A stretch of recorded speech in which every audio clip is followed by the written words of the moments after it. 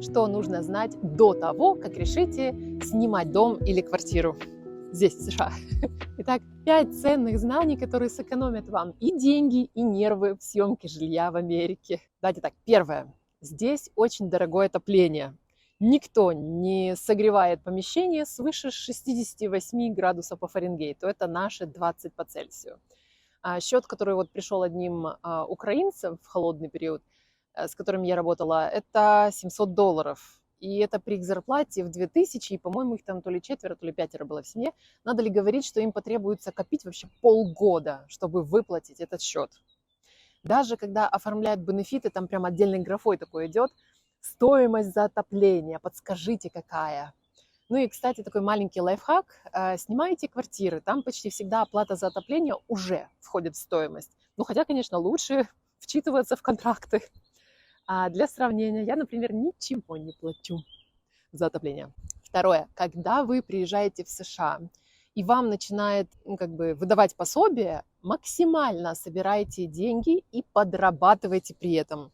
Это позволит накопить нужную сумму для депозита за квартиру, который обычно где-то 2-3 месяца проживания наперед оплачивает. Третье. Когда будете планировать выбор района проживания, ориентируйтесь на рейтинг школ, если у вас есть дети. Если у вас их нет, вам прям жутко повезло, я так скажу. Поясню. Здесь чем лучше школа, тем дороже район. Да, но хорошее образование – это фактически все здесь. Во-первых, школы с рейтингом 7 и выше не будут иметь металлодетекторы на входе в учреждение. То есть дети не будут приносить огнестрельное в школу, потому что адекватно воспитаны. Родители у них тоже адекватные, учителя внимательны к ученикам. А это значит, если есть расстройство, то, скорее всего, его заметят еще на ранней такой стадии и успеют как-то разрулить до катастрофы. Общий уровень осознанности тоже выше, что дает возможность самим детям принимать здравые, рациональные такие решения, а не стрелять с сверстников из автоматов. Ну, во-вторых, шанс на вступление в вуз резко тоже выше, чем выше уровень школы. Ну, а значит, и зарплата у этого ребенка, у вашего, тоже будет впоследствии выше. Но об этом, наверное, стоит будет рассказать в отдельной теме. Работа в США. Четвертое. Если вам понравился, скажем, апартмент-хаус, найдя его на одном из сайтов, которые я вот тут вот под видео вам приложила, очень рекомендую зайти и посмотреть на сам сайт самого вот этого апартмента. У них бывают акции, скидки, что позволит вам сэкономить семейный бюджет или снять на более короткий какой-то промежуток времени, если еще не определились, где хотите быть. Так, ну и пятое. Тем, кто оказался в затруднительной ситуации с жильем, есть целых 2 пути, как с этим бороться. Прийти в resettlement-агентство, такое как USCRI, или обратиться по электронному адресу в Emergency Housing. Тут, наверное, надо поподробнее. У resettlement-агентств есть лендлорды, прям классно так звучит, они помогают с жильем на первое время. Технически лендлорд – это просто обычный житель США, который очень бы хотел поддержать иностранцев, приезжающих сюда и вынужденные, и вот начать эту новую жизнь с нуля. И он предоставляет свой дом, квартиру или, может быть, комнату на короткий такой промежуток времени. Либо абсолютно бесплатно, либо за какую-то небольшую плату, которую обычно, кстати, само агентство Resettlement и покрывает, по крайней мере, на месяц или на пару месяцев так точно, в зависимости от ситуации. Это просто потрясающие люди, душа у которых просто безгранична. Такие агентства хороши также и тем, что могут оформлять все вам документы сразу, подать на бенефиты, если вам там еще что-то полагается по статусу, и направляют вас куда, какие у вас там вопросы еще имеются. Второй вариант. Пригодится тем, кто оказался в экстренной ситуации.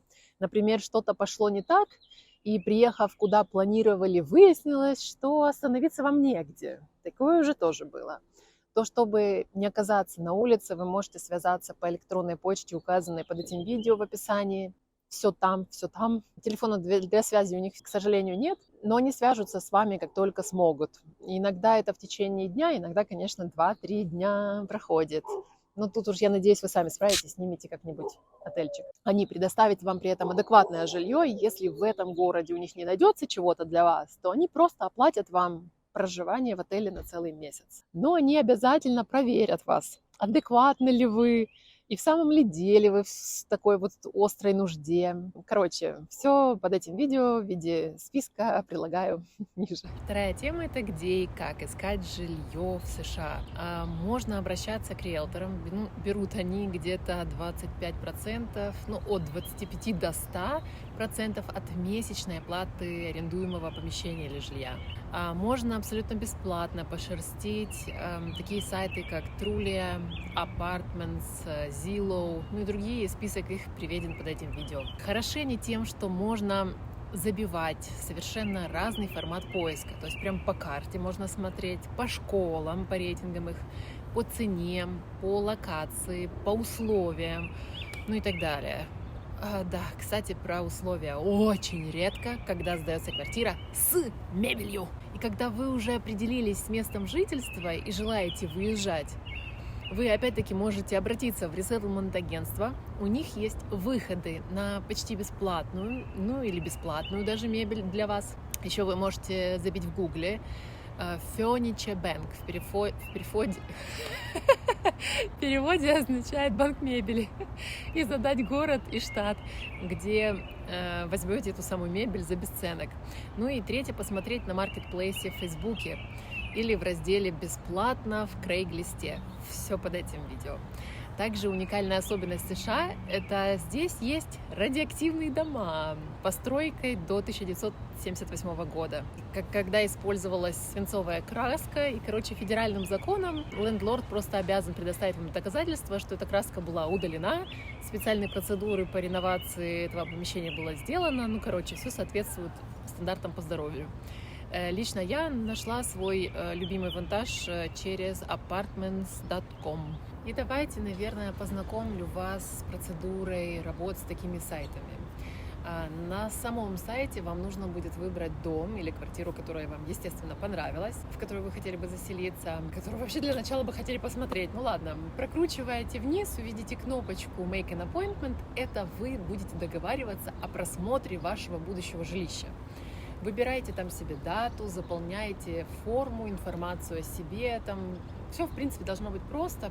Из документов, что вам потребуется, это ваш паспорт или водительские права, иногда и то, и другое, история аренды, если есть, и изучат вашу кредитную историю, аналогично, но по кредитным выплатам. То есть про это, конечно, наверное, надо отдельно поговорить, как построить кредитную историю здесь, в США. Будет отдельное видео. Возьмите Social Security, будет выписка о ваших доходах с места работы и вообще доказательства того, что вы, в принципе, там работаете. И банковские стейтменты, они ориентируются так, знаете, ваша зарплата должна быть где-то в 3 раза выше стоимости квартиры. Затем приезжаете и на назначенный час. Я, конечно, не строитель, поэтому не смогу вам дать советы, как проверить и в какой кондиции вообще дом находится. Но если среди смотрящих вот сейчас это видео такие имеются, будем все дружно, вообще все дружно вам благодарны за экспертный такой мини-гайд от вас. Я его тут прикреплю. Но из того, что мне уже известно такого для женщины адекватного, стоит обратить пристальное внимание на запахи. Я не о курении даже, а о тех самых марихуанах, иногда еще бомжи бывают там селят. Заезжала я проведать тут одних ребят, а у них там весь подъезд провонен так, что глаза аж разъедает. А самое обидное, что у них там еще детки растут, понимаете? Проверяйте также шумоизоляцию, как вообще соседи слышно. У меня, например, сына за соседней стеной, вообще не дозваться. А вот через входную дверь можно услышать, как на той стороне коридора, за той входной дверью, напротив меня, сосед еще общается по телефону. Прям разборчиво, я слышу слова. Очень, конечно, странно, ладно. Следующий этап. Если вам понравилась квартира или дом, то нужно оставить заявку на жилье в нем. Стоимость этой заявки будет где-то там $40-60 в среднем. Это вроде бы и немного. Затем в течение 3 дней вас будут проверять. И если одобрят на проживание в этом месте, то нужно будет внести депозит. Это, как я уже говорила, где-то за 2 месяца. Плюс к этому $200 на случай, если что-то сломается. Плюс еще $100 на страховочку, $200 разовая плата за административные услуги. И если у вас есть животные, то дополнительно еще депозит на них составит приблизительно $300. И плюс ежемесячный платеж порядка $50. Итого, предположим, ваша квартира стоит $1000.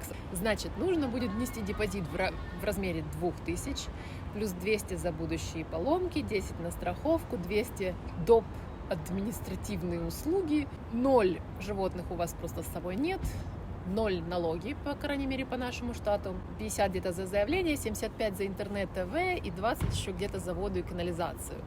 Итого, чтобы заехать в новое жилище, вам нужно будет внести сразу 2555 одним махом, при том, что сама она стоила всего 1000.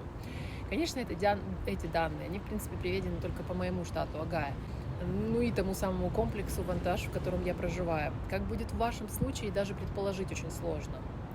Знаю, что, например, за 1,5 штуки вы сможете снять, ну, разве что комнату в Калифорнии. Здесь, например, цена за однокомнатную будет вот такая, 1,5. Ну, в принципе, раз уж мы заговорили за цены, ладно. В одном только Кливленде стоимость однокомнатной квартиры тоже может варьироваться от $400 до $4000. Ну и зависит это именно от того, насколько благоприятный район, какая классная школа, иногда, конечно, какие-то еще есть плюшки. Так, чтобы было понятно, здесь же в Кливленде можно найти за $70 притончик. Ох, вам там будут рады, наверное. О животных, к ним здесь относятся вообще, ну прям как к деткам к своим, как к членам семьи.